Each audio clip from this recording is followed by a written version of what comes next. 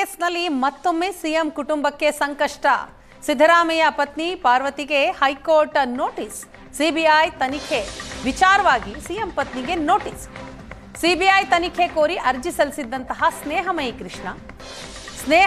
ಕೃಷ್ಣ ಅರ್ಜಿ ವಜಾ ಮಾಡಿದ್ದ ಏಕಸದಸ್ಯ ಪೀಠದ ಆದೇಶವನ್ನು ಪ್ರಶ್ನಿಸಿ ದ್ವಿಸದಸ್ಯ ಪೀಠಕ್ಕೆ ಸ್ನೇಹಮಯಿ ಕೃಷ್ಣ ಅರ್ಜಿ ಹಾಕಿದ್ದಾರೆ. ಇವತ್ತು ಹೈಕೋರ್ಟ್ ದ್ವಿಸದಸ್ಯ ಪೀಠದಲ್ಲಿ ವಿಚಾರಣೆ. ಸಿಎಂ ಪತ್ನಿಗೆ ನೋಟಿಸ್ ನೀಡಿ ವಿಚಾರಣೆ ಮುಂದೂಡಿಕೆ ಮಾಡಲಾಗಿದೆ. ಸೆಪ್ಟೆಂಬರ್ 4ಕ್ಕೆ ವಿಚಾರಣೆಯನ್ನ ಹೈಕೋರ್ಟ್ ಮುಂದೂಡಿದೆ. ಮೂಡಾ ಕೇಸ್ನಲ್ಲಿ ಮತ್ತೊಮ್ಮೆ ಈಗ ಸಿಎಂ ಕುಟುಂಬಕ್ಕೆ ಸಂಕಷ್ಟ ಎದುರಾಗಿದೆ. ಸಿಬಿಐ ತನಿಖೆ ವಿಚಾರವಾಗಿ ಅರ್ಜಿಯನ್ನ ಹಾಕಿದ್ದಂತಹ ಸ್ನೇಹಮಯಿ ಕೃಷ್ಣ ಅವರ ಅರ್ಜಿ ವಜಾ ಮಾಡಿತ್ತು ಏಕಸದಸ್ಯ ಪೀಠ. ಈಗ ದ್ವಿಸದಸ್ಯ ಪೀಠಕ್ಕೆ ಅರ್ಜಿ ಹಾಕಿದ್ದಾರೆ. ಈ ಬಗ್ಗೆ ಮಾಹಿತಿ ಕೊಡ್ತಾರೆ ನಮ್ಮ ಪ್ರತಿನಿಧಿ ರಮೇಶ್ ಇದೀಗ ನಮ್ಮ ಜೊತೆ ಫೋನ್ ಸಂಪರ್ಕದಲ್ಲಿದ್ದಾರೆ. ರಮೇಶ್, ಬಹಳ ದಿನದ ನಂತರ ಮೂಡಾ ಕೇಸ್ ಈಗ ಸದ್ದು ಮಾಡ್ತಾ ಇರುವಂಥದ್ದು. ಸಿಬಿಐ ತನಿಖೆ ಕೋರಿ ಸ್ನೇಹಮಯಿ ಕೃಷ್ಣ ಸಲ್ಲಿಸಿದಂತಹ ಅರ್ಜಿ ಏಕಸದಸ್ಯ ಪೀಠದಲ್ಲಿ ವಜಾ ಆಯಿತು. ಈಗ ದ್ವಿಸದಸ್ಯ ಪೀಠಕ್ಕೆ ಹೋಗಿದ್ದಾರೆ. ಸೊ ಇವತ್ತೇನಾಯಿತು ವಿಚಾರಣೆ ಸಂದರ್ಭದಲ್ಲಿ?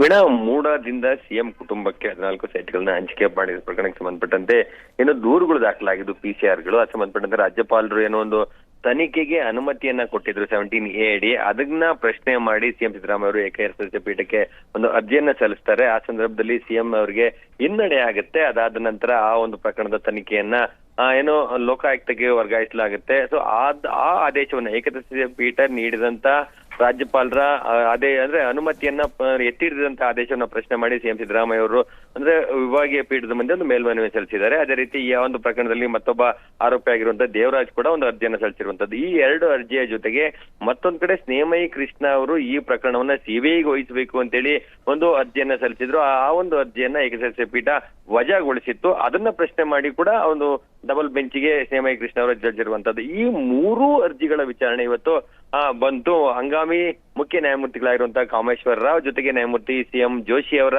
ವಿಭಾಗೀಯ ಪೀಠದಲ್ಲಿ ವಿಚಾರಣೆಗೆ ಬಂದಂತ ಸಂದರ್ಭದಲ್ಲಿ ಅಲ್ಲಿ ಅಂದ್ರೆ ಇನ್ನೊಂದಷ್ಟು ಪ್ರತಿವಾದಿಗಳಿಗೆ ಅಂದ್ರೆ ಅವ್ರ ಕಡೆಯಿಂದ ರಿಪ್ಲೈ ಬರುವಂತದ್ದಾಗ್ಲಿ, ಮತ್ತೆ ಅವರಿಗೆ ತುಂಬಾ ಹಲವರಿಗೆ ಇನ್ನು ನೋಟಿಸ್ ಅನ್ನು ಕಂಪ್ಲೇ ಆಗಿರ್ಲಿಲ್ಲ. ಸೊ ಅದಕ್ಕೆ ಸಂಬಂಧಪಟ್ಟಂತೆ ಯಾರ್ಯಾರು ಯಾವ ವಕೀಲರು ಯಾರ್ಯಾವ ಪ್ರತಿವಾದಿಗಳ ಪರವಾಗಿ ವಾದವನ್ನ ಮಂಡಿಸ್ತಾ ಇದ್ದಾರೆ ಅದ್ರ ಸಂಬಂಧಪಟ್ಟಂತೆ ಒಂದಷ್ಟು ಕ್ಲಾರಿಟಿಯನ್ನ ಕೊಡಬೇಕು ಅಂತೇಳಿ ನ್ಯಾಯಪೀಠ ಕೇಳುತ್ತೆ. ಆ ಸಂದರ್ಭದಲ್ಲಿ ಸಿಎಂ ಸಿದ್ದರಾಮಯ್ಯ ಅವರ ಪರವಾಗಿ ಮತ್ತೆ ದೇವರಾಜ್ ಪರವಾಗಿ ಮತ್ತೆ ಕಂಪ್ಲೇಂಟ್ ಪರವಾಗಿ ಎಲ್ಲರೂ ಕೂಡ ತಾವು ನಾವು ಇದ್ದೇವೆ ಅಂತೇಳಿ ಕೆಲವು ವಕೀಲರುಗಳು ಹೇಳ್ತಾರೆ. ಆದ್ರೆ ಈ ಒಂದು ಸೈಟ್ಗಳು ಹಂಚಿಕೆ ಆಗಿರುವಂತಹದ್ದು ಪಾರ್ವತಿಯವರ ಹೆಸರಿಗೆ, ಅಂದ್ರೆ ಅವರ ಕಡೆಯಿಂದ ಯಾರೂ ಕೂಡ ಅಲ್ಲಿ ರೆಪ್ರೆಸೆಂಟೇಷನ್ ಇಲ್ಲದೆ ಇರೋದ್ರಿಂದ ಅವರಿಗೆ ಒಂದು ನೋಟಿಸ್ ಅನ್ನ ಜಾರಿ ಮಾಡುವ ಮೂಲಕ ಸೆಪ್ಟೆಂಬರ್ 4ಕ್ಕೆ ವಿಚಾರಣೆ ಮುಂದೂಡಿಕೆ ಆಗಿದೆ.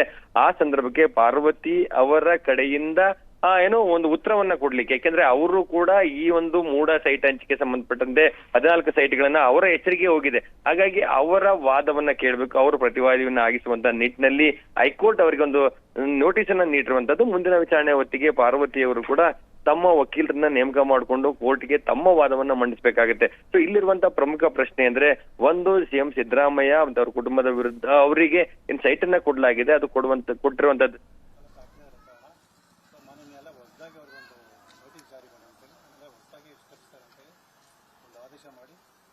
ವಿಚಾರಣೆ ದಿನಾಂಕವನ್ನು ಸೆಪ್ಟೆಂಬರ್ 4ನೇ ತಾರೀಕು ನಿಗದಿ ಮಾಡಿದರೆ, ಹಾಗಾಗಿ ಹೊಸದಾಗಿ ಶ್ರೀಮತಿ ಪಾರ್ವತಿಗೆ ಒಂದು ನೋಟಿಸ್ ಜಾರಿ ಮಾಡುವಂಥ ಕೆಲಸನ ನಾವು ಮಾಡಬೇಕಾಗಿದೆ.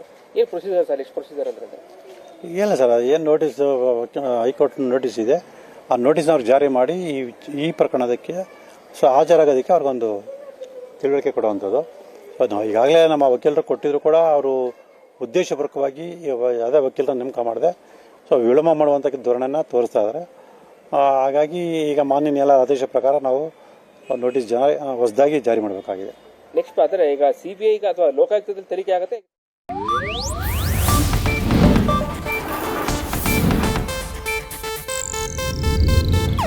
ಇದು ಏಷ್ಯಾನೆಟ್ ನ್ಯೂಸ್ ನೆಟ್ವರ್ಕ್ ಪ್ರಸ್ತುತಿ.